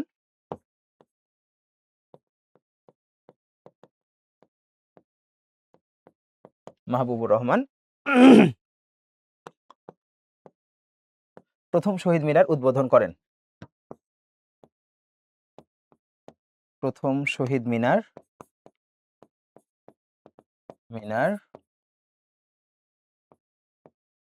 উদ্বোধন করেন। তাহলে শফিউর রহমান সম্পর্কে আমরা মোটামুটি জানলাম। এবার আসো ওহিউল্লাহ। ওহিউল্লাহ থেকে জানবা যে সর্বকনিষ্ঠ শহীদ। সর্বকনিষ্ঠ শহীদের নাম হচ্ছে ওহিউল্লাহ। ওকে। তাহলে আমরা মোটামুটি ভাষা আন্দোলনের যে ভাষা শহীদদের সম্পর্কে আমরা যে তথ্যগুলো জানলাম, এগুলো মোটামুটি মনে রাখলে চলবে, এর বেশি আসলে ভেতরে যাওয়ার দরকার নেই। ওকে, এরপরে চলে আসো শহীদ মিনার। তো শহীদ মিনার হচ্ছে প্রথম শহীদ মিনার তৈরি করা হয় হচ্ছে 23শে ফেব্রুয়ারি। ঠিক আছে, তাহলে প্রথম শহীদ মিনার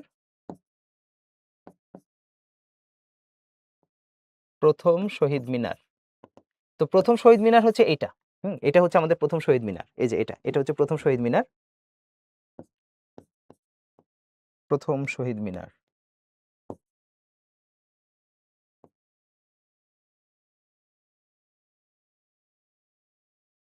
মিনার এটা বর্তমান শহীদ মিনার।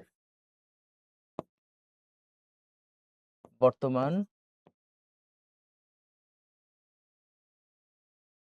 শহীদ মিনার।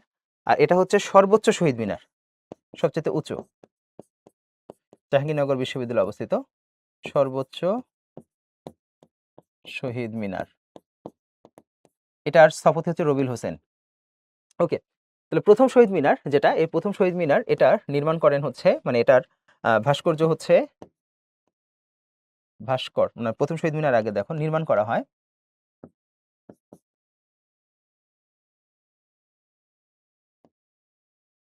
প্রথম শহীদ মিনার নির্মাণ করা হয় হচ্ছে, এটা হচ্ছে 23শে ফেব্রুয়ারি।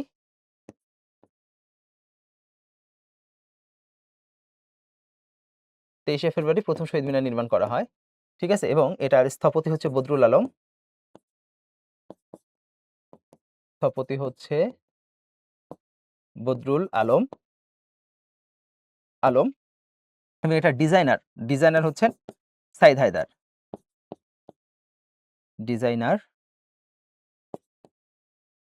ডিজাইনার হচ্ছে ডক্টর সাইদ হায়দার। উনি ঢাকা মেডিকেল কলেজের একজন ডাক্তার ছিলেন। হ্যাঁ, ডাক্তার সাইদ হায়দার।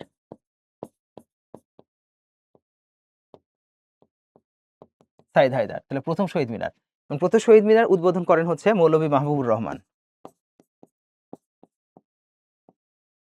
উদ্বোধন করেন হচ্ছে শফিউর রহমানের পিতা মৌলভী মাহবুবুর রহমান। শফিউর রহমানের পিতা মৌলভী মাহবুবুর রহমান।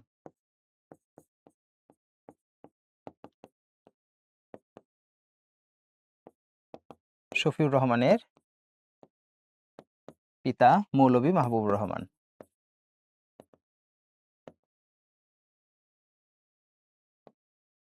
মাহবুবুর রহমান। পরবর্তীতে আজাদ পত্রিকার সম্পাদক আবুল কালাম শামসুদ্দিনকে দিয়ে আবার পুনরায় উদ্বোধন করানো হয়। ঠিক আছে, আবুল কালাম শামসুদ্দিন 26শে ফেব্রুয়ারিতে, 26শে ফেব্রুয়ারিতে আজাদ পত্রিকার সম্পাদক, আজাদ পত্রিকার সম্পাদক, ঠিক আছে, আজাদ পত্রিকার যে সম্পাদক, সম্পাদকের নাম হচ্ছে আবুল কালাম শামসুদ্দিন, শামসুদ্দিন আবুল কালাম বা আবুল কালাম শামসুদ্দিন, আবুল কালাম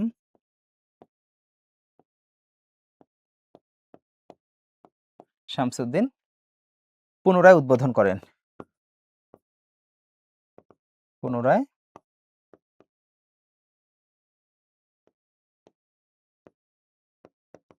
উদ্বোধন করেন। ওকে, আচ্ছা। আর বর্তমান যে শহীদ মিনার, এই শহীদ মিনারটা, বর্তমান যে শহীদ মিনার, হ্যাঁ, বর্তমান শহীদ মিনার, এই যে বর্তমান শহীদ মিনার, এটা হচ্ছে যে তোমার এটার ভিত্তিপ্রস্তর স্থাপন করা হয় 1956 সালে এবং এটা উদ্বোধন করা হয় 1963 সালে। তাহলে বর্তমান শহীদ মিনার,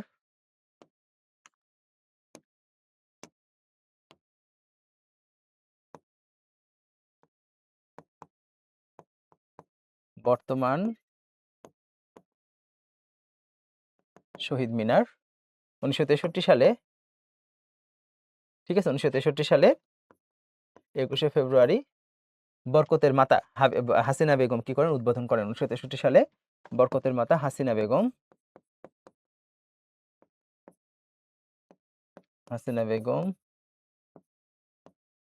উদ্বোধন করেন। ঠিক আছে, তাহলে আমরা বর্তমান শহীদ মিনারের কথাটা আমরা মোটামুটি জানলাম। আর সর্বোচ্চ যে শহীদ মিনার, এই শহীদ মিনারের স্থপতি হচ্ছে, এটাই শহীদ মিনার, সর্বোচ্চ শহীদ মিনার, এটার অবস্থান হচ্ছে জাহাঙ্গীরনগর বিশ্ববিদ্যালয়, অবস্থান হচ্ছে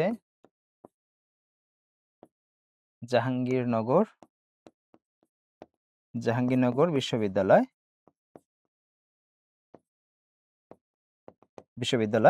এবং এটার স্থপতি রবিউল হোসেন।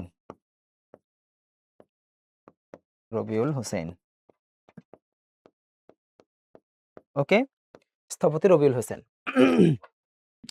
আর বর্তমান যে শহীদ মিনার, এই শহীদ মিনারের হচ্ছে স্থপতি হচ্ছে কে, বর্তমান শহীদ মিনারের স্থপতি হামিদুর রহমান,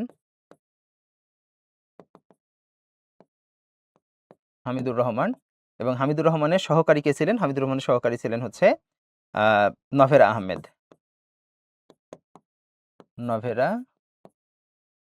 আহমেদ, উনি ছিলেন সহকারী। ওকে, তো হামিদুর রহমানের নামটা ভালোভাবে মনে রাখবা। ওকে, তাহলে আমাদের যে শহীদ মিনার সম্পর্কে আমরা অনেকগুলো তথ্য জানলাম। ঠিক আছে, তো দেশের বাইরেও কিন্তু আমাদের অনেক শহীদ মিনার আছে। তাহলে আমরা শহীদ মিনার কথন বা শহীদ মিনার সম্পর্কে অনেকগুলো তথ্য জানলাম। এরপরে চলো আমরা ভাষা আন্দোলনের স্বীকৃতিটা দেখব। তো ভাষা আন্দোলনের স্বীকৃতি আমরা যদি দেখি যে ভাষা আন্দোলনকে কারা কারা কিভাবে স্বীকৃতি দিছে, তো 1954 সালের 9 মে পাকিস্তানের গণপরিষদ, হ্যাঁ, পাকিস্তান গণপরিষদ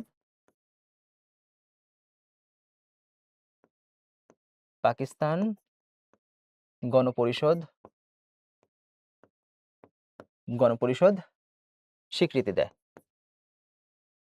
তাহলে 1954 সালের 1954 সালের 9 মে পাকিস্তান গণপরিষদ স্বীকৃতি দেয়, মানে গণপরিষদ স্বীকৃতি দেয়।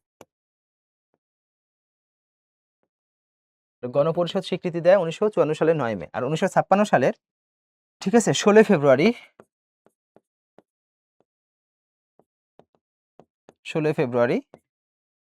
জাতীয় পরিষদ স্বীকৃতি দেয়।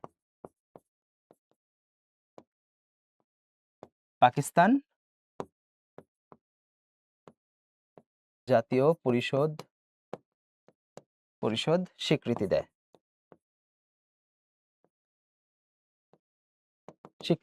এবং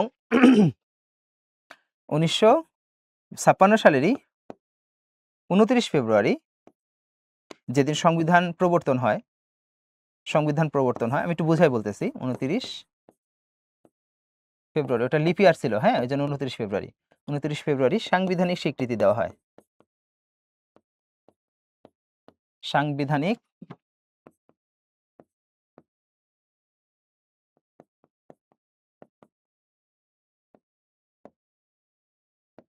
স্বীকৃতি দেওয়া হয় এবং সংবিধানের অনুচ্ছেদ 214 একে, হ্যাঁ, সংবিধানের 214 একে কি করা হয়, এই বাংলাকে অন্যতম রাষ্ট্রভাষা স্বীকৃতি বা মর্যাদা দেওয়া হয়।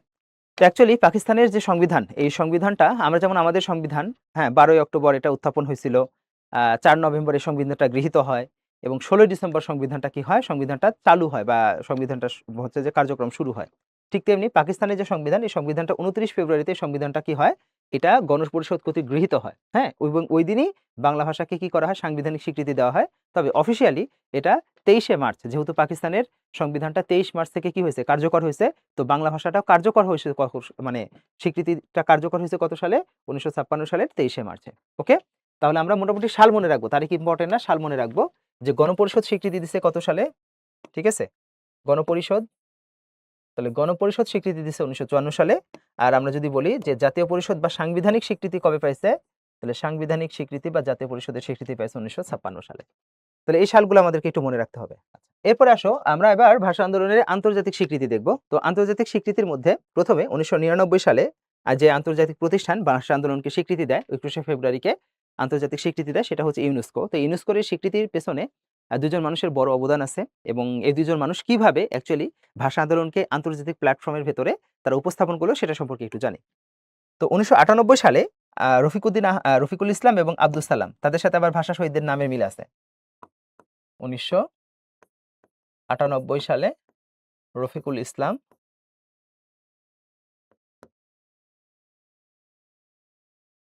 ও আব্দুস সালাম,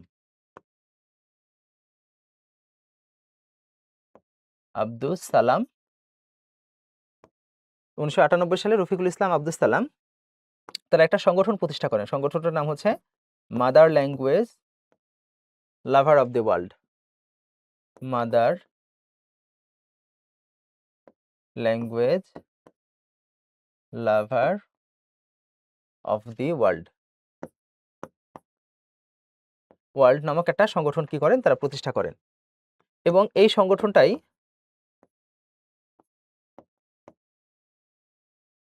সংগঠনটাই পরবর্তীতে ইউনেস্কোর মাধ্যমে কি করে, ভাষা আন্দোলনকে বা 21শে ফেব্রুয়ারিকে একটা আন্তর্জাতিক স্বীকৃতি এনে দিতে সহায়তা করে।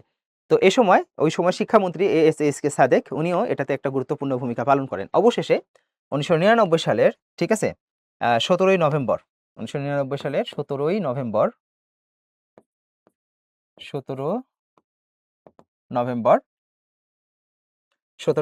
ইউনেস্কোর 30তম সম্মেলনে, ইউনেস্কো এর 30তম সম্মেলনে 21শে ফেব্রুয়ারিকে কি করা হয়, আন্তর্জাতিক মাতৃভাষা দিবস ঘোষণা করা হয়। 21শে ফেব্রুয়ারিকে আন্তর্জাতিক মাতৃভাষা দিবস ঘোষণা করা হয়।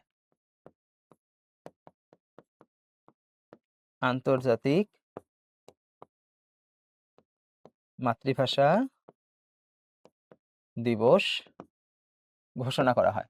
ওকে, এবং এর পরের বছরই অর্থাৎ 2000 সালে বিশ্বের প্রায় 190টার মতো দেশ এবং অঞ্চল এটাকে আন্তর্জাতিক মাতৃভাষা দিবস হিসেবে পালন করে এবং এখনো প্রায় প্রত্যেক বছরই কি করা হয়, এটাকে আন্তর্জাতিক মাতৃভাষা দিবস হিসেবে ঘটা করে পালন করা হয়। ওকে, তো 2008 সালে যেটা হচ্ছে জাতিসংঘের সাধারণ পরিষদ কি করে, স্বীকৃতি দেয়।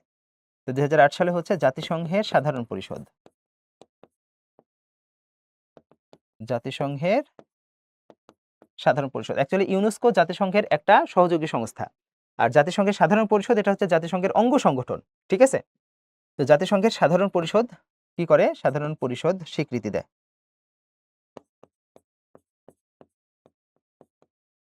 সাধারণ পরিষদ এটাকে স্বীকৃতি দিয়ে থাকে 2008 সালে। ওকে, তাহলে আমরা ভাষা আন্দোলনের স্বীকৃতিগুলো সম্পর্কে আমরা জানলাম। ওকে, এখানে একটা প্রচলিত ভুল তথ্য তুমি শিখে রাখো। এটাকে প্রচলিত ভুল তথ্য কেন বলতেছি সেটা দেখো। তো আমাদের প্রায় প্রত্যেকটা অ্যাডমিশন টেস্টে, হ্যাঁ, প্রত্যেকটা অ্যাডমিশন টেস্টে একটা কমন কোশ্চেন আসছে। সেটা হচ্ছে কোন দেশ তাদের দ্বিতীয় মাতৃভাষা হিসেবে মানে দ্বিতীয় অফিসিয়াল ল্যাঙ্গুয়েজ হিসেবে বাংলাকে স্বীকৃতি দিয়েছে? সেটা হচ্ছে উত্তর হচ্ছে সিয়েরা লিওন। তো আমরা এটাই লিখবো আর কি। 2002 সালে আফ্রিকার দেশ সিয়েরা লিওন বাংলাকে তাদের দ্বিতীয় রাষ্ট্রভাষা হিসেবে স্বীকৃতি দিয়েছে। এটা কাহিনী বলতেছে, বাংলাকে দ্বিতীয় রাষ্ট্রভাষা হিসেবে স্বীকৃতি দিয়েছে।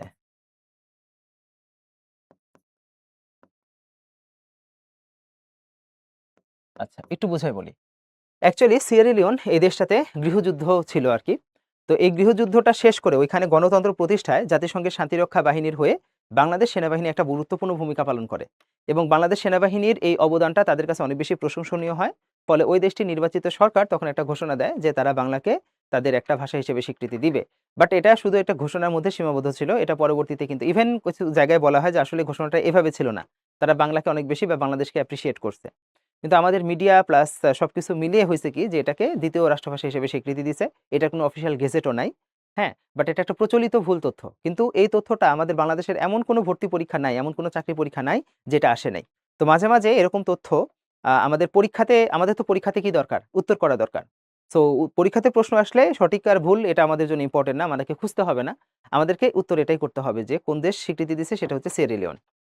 ওকে, এবার আসো ভাষা আন্দোলন ভিত্তিক আমরা কিছু সাহিত্য পড়ব। এখন এই সাহিত্যের এই টপিকটাকে আমি তোমাকে যেটাকে বোর্ড করতে বলি, যেভাবে পড়তে বলি, সেটা হচ্ছে তোমরা জাস্ট বিগত বছরের প্রশ্ন পড়বা, অনলি প্রিভিয়াস ইয়ার কোশ্চেন। ঠিক আছে, অনলি প্রিভিয়াস ইয়ার কোশ্চেন। কেন বলতেছি একটু বুঝে বলতেছি, দাঁড়াও লিখে দিই আগে। তাহলে তুমি এই সাহিত্য থেকে কি পড়বা? সাহিত্য থেকে তোমাকে পড়তে হবে only previous year question.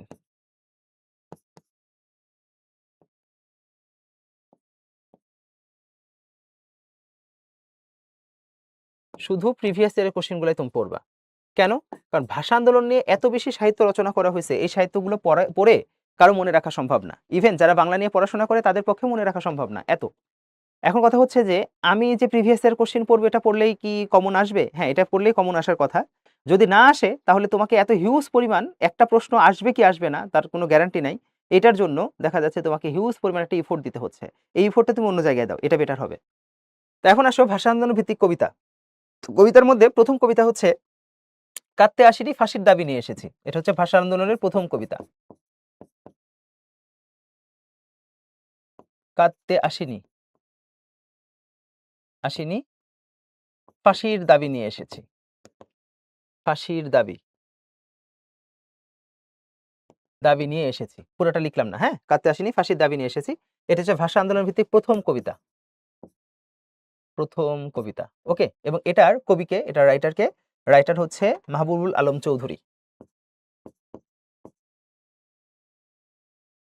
Mahbubul Alam Chowdhury, ওকে। এটা আরেকটা কবিতা হচ্ছে স্মৃতিস্তম্ভ। এটা হচ্ছে আলাউদ্দিন আল আজাদের।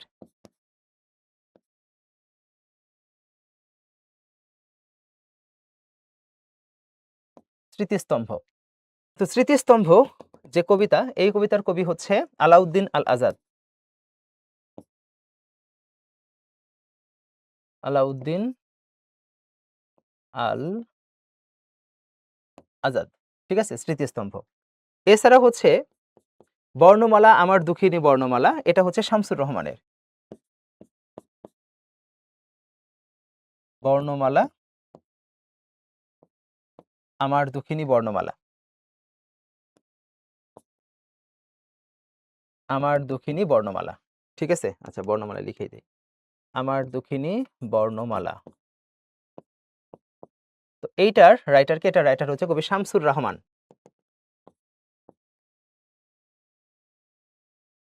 শামসুর রহমান,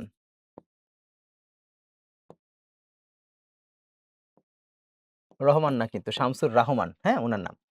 এছাড়াও মাগো ওরা বলে, তারপরে 21শে ফেব্রুয়ারি কবিতাটা লিখছেন হাসান হাফিজুর রহমান। তারপরে মাগা ওরা বলে এটা বলতে হয়েছে আবু জাফর ওবায়দুল্লাহ। তো এরকম অনেক বিখ্যাত কবিতা আছে 21 নিয়ে, অনেক বিখ্যাত বিখ্যাত কবিতা আছে, ঠিক আছে, সব লিখতে যাব না। আচ্ছা, গল্পের মধ্যে আমার খুবই পার্সোনালি ফেভারিট একটা গল্প হচ্ছে 21-এর গল্প বাই জহির রায়হান। 21-এর গল্প, 21-এর গল্প এটা লিখছে কে? এটা লিখছে হচ্ছে জহির রায়হান।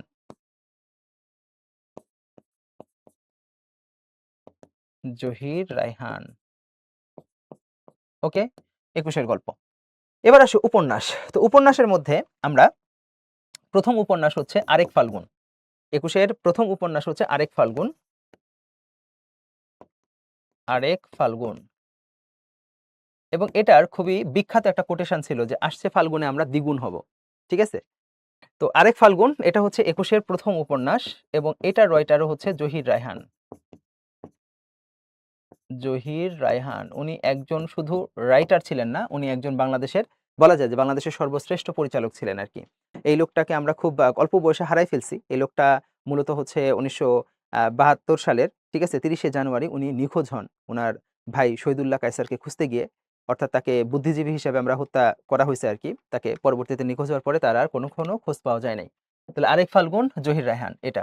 এছাড়াও হচ্ছে নিরন্তর ঘণ্টাধ্বনি, আর্তনাদ নিরন্তর ঘণ্টা, হচ্ছে যে নিরন্তর ঘণ্টাধ্বনি এটা লিখছে হচ্ছে সেলিনা হোসেন। হচ্ছে আর্তনাদ এটা লিখছেন হচ্ছে যে শওকত ওসমান। তাহলে আর্তনাদ,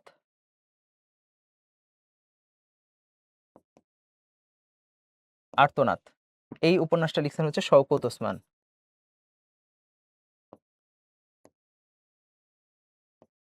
শওকত ওসমান আর্তনাদ এই উপন্যাসটা লিখছেন। আরটা হচ্ছে নিরন্তর ঘণ্টাধ্বনি, আর হচ্ছে কাঁটাতারে প্রজাপতি, ঠিক আছে, কাঁটাতারে প্রজাপতি নিরন্তর ঘণ্টাধ্বনি দুইটাই লিখছেন হচ্ছে সেলিনা হোসেন। তো নিরন্তর ঘণ্টাধ্বনি,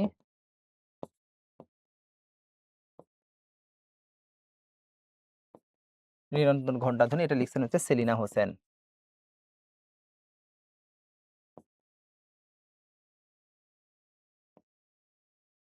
সেলিনা হোসেন, ওকে। আচ্ছা, নাটকের গুলার ভেতরে আমরা যদি দেখি তাহলে অন্যতম নাটক হচ্ছে দুইটা, সেটা হচ্ছে কবর, ফার্স্ট নাটক, ওকে। তো এটা মূলত হচ্ছে বুড়ি দি ডেট যে নাটক আছে, ইংরেজি নাটক বুড়ি দি ডেট, এটার অবলম্বনে লেখা হয়েছে কবর নাটকটি। 1953 সালে এটা রচনা করা হয়, এবং প্রথমে ঢাকা হচ্ছে যে কেন্দ্রীয় কারাগারে, যা কারারক মানে কারাগারে যারা কয়েদি ছিল, কয়েদিদের দিয়ে এই নাটকটা মঞ্চস্থ করা হয় আর কি। তো কবর নাটক এটা হচ্ছে 21-এর প্রথম নাটক, এবং এই নাটকটা লিখছেন হচ্ছে মুনীর চৌধুরী, ঢাকা বিশ্ববিদ্যালয়ের বাংলা এবং ইংরেজি বিভাগের শিক্ষক মুনীর চৌধুরী, উনি কবর নাটকটি লিখেন, ওকে। আচ্ছা, এছাড়াও হচ্ছে বিবাহ নামক একটা নাটক আছে, বিবাহ এটা হচ্ছে মমতাজ উদ্দিন আহমেদের, মমতাজ উদ্দিন আহমেদ, উনি বাংলাদেশের অন্যতম একজন প্রধান নাট্যকার, ওকে। 21-এর নাটকগুলো সম্পর্কে জানলাম। এরপর আসো 21-এর গান। তো 21-এ তো অনেক গান আছে, সেটা তার মধ্যে হচ্ছে আমার ভাইয়ের রক্তে রাঙানো 21শে ফেব্রুয়ারি আমি কি ভুলিতে পারি, ওকে। তাহলে আমার ভাইয়ের রক্তে রাঙানো, আমার ভাইয়ের রক্তে রাঙানো, আমি আর পুরোটা লিখলাম না কারণ আমার জায়গা কম। তাহলে আমার ভাইয়ের রক্তে রাঙানো 21শে ফেব্রুয়ারি আমি কি ভুলিতে পারি, এটা হচ্ছে আমাদের প্রভাত ফেরির গাওয়া গান, হ্যাঁ, প্রভাত ফেরিতে এই গানটা গাওয়া হয়। তো এই গানটার গীতিকার, গীতিকার হচ্ছে মানে যিনি রাইটার আর কি, এই গানটার গীতিকার হচ্ছে আব্দুল গাফফার চৌধুরী, আব্দুল গাফফার, আব্দুল গাফফার চৌধুরী, এবং এই গানটার সুরকার হচ্ছে আলতাফ মাহমুদ, সুরকার আলতাফ মাহমুদ। আলতাফ মাহমুদকেও কিন্তু পরবর্তীতে আমরা জানি যে 14ই হচ্ছে যে আলতাফ মাহমুদকেও কিন্তু বুদ্ধিজীবী হিসেবে হত্যা করা হয় আর কি। আলতাফ মাহমুদ উনি হচ্ছে বর্তমান সুরকার, তবে এই গানটার প্রথম সুরকার ছিলেন হচ্ছে আব্দুল লতিফ, প্রথম সুরকার ছিলেন আব্দুল লতিফ। আব্দুল লতিফ। ঠিক আছে? তো এটা ছাড়াও আমাদের ভাষা আন্দোলনে কিন্তু আরো অনেকগুলা গান আছে। কি, কি গান আছে? আর কয়েকটা গানের নাম যদি আমি একটু বলে দেই তোমাদের জন্য। সেটা হচ্ছে, ওরা আমার মুখের ভাষা কাইরা নিতে চায়। ঠিক আছে? ওরা আমার মুখের ভাষা কাইরা নিতে চায়। তো এই যে গান, এই গানটারও গীতিকার, সুরকার ২ টাই হচ্ছে আব্দুল লতিফ।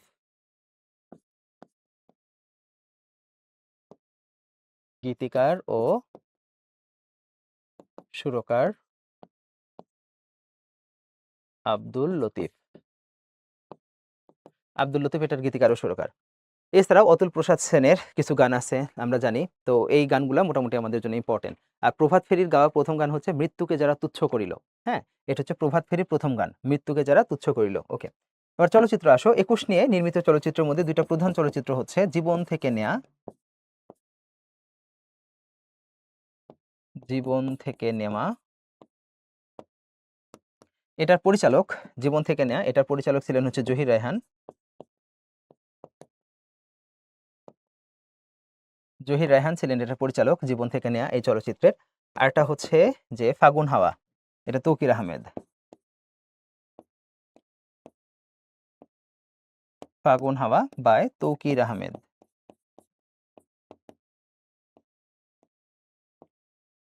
আচ্ছা, 'জীবন থেকে নেয়া' এই চলচ্চিত্রে কিন্তু আমাদের যে জাতীয় সংগীত 'আমার সোনার বাংলা আমি তোমায় ভালোবাসি' এই সংগীতটা কিন্তু ১ম গাওয়া হয় এবং জহির রায়হান এই চলচ্চিত্রটা নির্মাণ করেছিলেন ১৯৭০ সালে।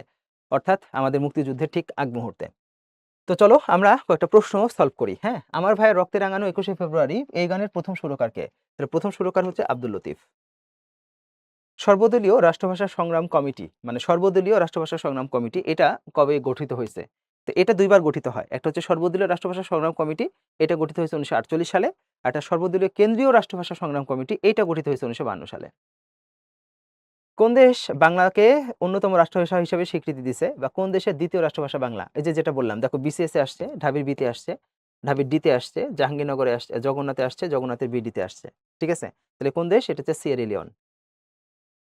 তমুদ্দিন মজলিস কে প্রতিষ্ঠা করেন? তমুদ্দিন মজলিস প্রতিষ্ঠা করেন অধ্যাপক আবুল কাশেম। আমার ভাইয়ের রক্তে রাঙানো ২১শে ফেব্রুয়ারি, হ্যাঁ, গানটির সুর সরি গানটির বর্তমান সুরটির পরিচালক কে? তাহলে বর্তমান সুরকার কে? আলতাফ মাহমুদ। বাংলা ভাষাকে পাকিস্তান গণপরিষদ কত তারিখে অন্যতম রাষ্ট্রভাষা হিসেবে স্বীকৃতি দিছে? তাহলে পাকিস্তান গণপরিষদ, তাহলে গণপরিষদ স্বীকৃতি দিচ্ছে হচ্ছে ৯ মে। আর ১৬ই ফেব্রুয়ারি এই দিন স্বীকৃতি দিচ্ছে হচ্ছে জাতীয় পরিষদ। জাতীয় পরিষদ। আর ২৯ ফেব্রুয়ারি স্বীকৃতি দিছে হচ্ছে সাংবিধানিক স্বীকৃতি, বা সংবিধান থেকে স্বীকৃতি দেওয়া হয়েছে। পাকিস্তান গণপরিষদের উর্দুর পাশাপাশি বাংলাকে রাষ্ট্রভাষা করার দাবি কে জানিয়েছিলেন? বা পাকিস্তানের গণপরিষদে কার্যবিবরণীতে বাংলা ভাষা অন্তর্ভুক্ত করার দাবি করেছিলেন কে? ধীরেন্দ্রনাথ দত্ত। কোন সংস্থা ২১শে ফেব্রুয়ারিকে আন্তর্জাতিক মাতৃভাষা দিবস ঘোষণা করে? এটা হচ্ছে ইউনেস্কো। ভাষা আন্দোলনের স্মৃতি শহীদ মিনারের স্থপতি, তাহলে ভাষা আন্দোলনের স্মৃতি শহীদ মিনার, শহীদ মিনারের স্থপতি হচ্ছে শিল্পী হামিদুর রহমান। ওকে। বাংলা একাডেমিতে বাংলা একাডেমিতে ভাষা আন্দোলনের শহীদদের স্মরণে নির্মিত ভাস্কর্যের নাম হচ্ছে মোদের গরব। তো মোদের গরব এই যে ভাস্কর্য, এই ভাস্কর্যটার স্থপতি হচ্ছে অখিল পাল। স্থপতি অখিল পাল। অখিল পাল। ইউনেস্কো কোন বছর ২১শে ফেব্রুয়ারিকে মাতৃভাষা পালন করার সিদ্ধান্ত গ্রহণ করে? তাহলে কত তারিখে? এটা হচ্ছে এই যে ১৯৯৯ সালের, হ্যাঁ, ১৯৯৯ সালের ১৭ই নভেম্বর তারিখে। ওকে। আচ্ছা, ভাষা আন্দোলনের নাটক কোনটা? তাহলে ভাষা আন্দোলনের নাটক হচ্ছে কবর। পায়ের আওয়াজ পাওয়া যায়, এটা হচ্ছে আমাদের মুক্তিযুদ্ধ ভিত্তিক নাটক এবং এই নাটকের এটা একটা কাব্য নাটক। এই নাটকের হচ্ছে যে রচয়িতা হচ্ছে আম সৈয়দ শামসুল হক। ভাষা শহীদ আবুল বরকত ঢাকা বিশ্ববিদ্যালয়ের কোন বিভাগের ছাত্র ছিলেন? তিনি রাষ্ট্রবিজ্ঞান বিভাগের ছাত্র ছিলেন। তো এর মাধ্যমে আমাদের ভাষা আন্দোলন টপিকটা শেষ হলো। It's a very, very important topic. এই ক্লাসটা করলে আশা করি তোমার এই টপিক নিয়ে কনফিউশন থাকবে না এবং এর মধ্যে ইনশাআল্লাহ তুমি সকল পরীক্ষাতেই কমন পাবা। ইভেন বিসিএসও কমন পাবা। ঠিক আছে? তো সবার জন্য অনেক, অনেক শুভকামনা। পরের লেকচারে আমরা কি করব? স্বাধিকার আন্দোলনের বিভিন্ন পর্যায় নিয়ে কথা বলব। ওইটাও আমাদের একটা গুরুত্বপূর্ণ লেকচার হইতে যাচ্ছে। ঠিক আছে? তো সবাই ভালো থাকো। আল্লাহ হাফেজ। আসসালামু আলাইকুম।